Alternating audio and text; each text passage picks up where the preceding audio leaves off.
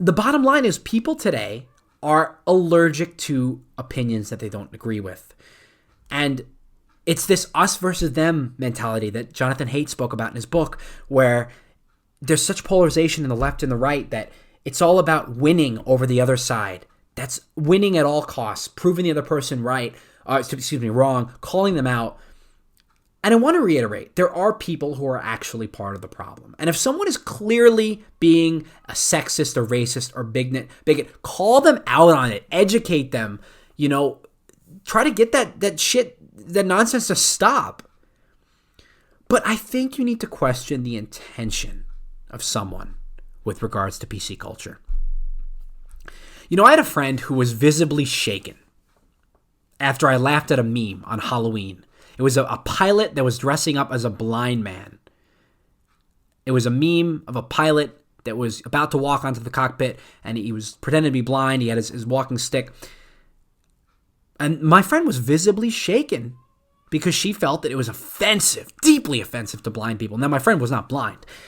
But on behalf of blind people, she was the class representative of the group, and felt it was offensive. But my intention was not to, poke fun at the state of being blind, nor was that the intention of the meme creator, I would imagine. And I think it's important to consider intention, because when you look at the world that you're a hammer and everyone's a nail, and you're just looking for stuff to be offended, that's gendered, that's bigoted, that's uninformed, that's ignorant, you lose the ability to smile, to laugh, to find things funny. I mean, and it harms your relationships too, because as, someone in one of the focus groups I mentioned earlier said, other people end up walking on eggshells around you, or just plain not wanting to hang out with you anymore.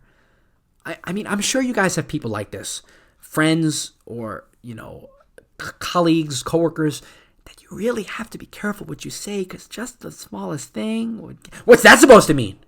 What do you mean by that?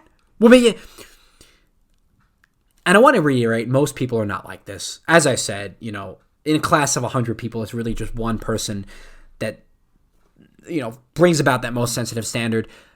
It really is just a vocal minority that's out here dictating what is or isn't PC, what is or isn't offensive. But nobody is courageous enough to stand up to these people, because God forbid you do, you get completely steamrolled again for being part of the problem. I mean, if any of you guys read 1984, can't say you guys, if any of you folks, if any of you people, if any of y'all have read 1984, it's almost like we have a modern day thought police in America.